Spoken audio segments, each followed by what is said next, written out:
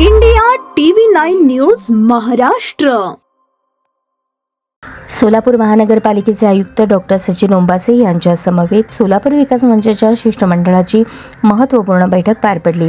या बैठकीत अतिरिक्त आयुक्त संदीप कारंजे, अतिरिक्त आयुक्त रवी पवार, उपायुक्त तैमूर मलानी, उपायुक्त आशिष लोकरे, नगर रचना विभाग प्रमुख मनीष बिष्णुरकर, पाणी पुरवठा अधिकारी व्यंकटेश चौबे, सहाय्यक आयुक्त अभियंता प्रकाश दिवाणजी तपंडंके तसेच सोलापूर महानगरपालिकेचे सर्व विभाग प्रमुख उपस्थित होते।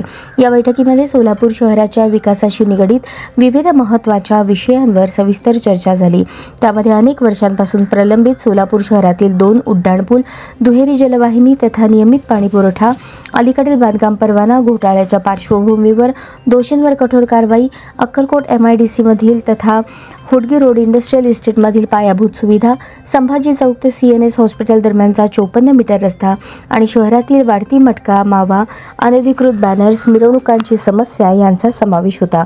तसेच स्मार्ट सिटी प्रकल्पाचे ऑडिट, JNNURM बस घोटाळ्याची चौकशी, महानगरपालिकेच्या जलतरण तलावांचे कंत्राटीकरण, ओपन स्पेसचा उत्पन्नक्षम उपयोग, महात्मा गांधी प्राणी संग्रहालयाचा CSR निधीतून विकास, रस्त्यांवरील अजूरा हटवणे, मृत पाळीव प्राण्यांसाठी अंत्यसंस्कार सुविधा, नवीन विकास आराखड्यातील नागरिकांच्या सूचनांचा विचार, जुळे सोलापूर प्राधिकरण स्थापनेचा प्रस्ताव या विषयांवरही शिष्टमंडळाने सविस्तर मांडणी केली।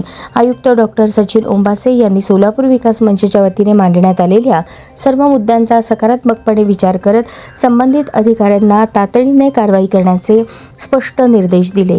त्यांनी प्रशासनाच्या वतीने शहराच्या सर्वांगीण विकासासाठी सातत्याने प्रयत्न होत असल्याचेही सांगितले। या बैठकीमुळे शहराच्या अनेक समस्यांवर प्रभावी पावले उचलली जातात अशी अपेक्षा व्यक्त केली जात आहे। सोलापूर विकास मंचने प्रशासनाला यापुढेही सहकार्य करण्याचे आश्वासन दिले।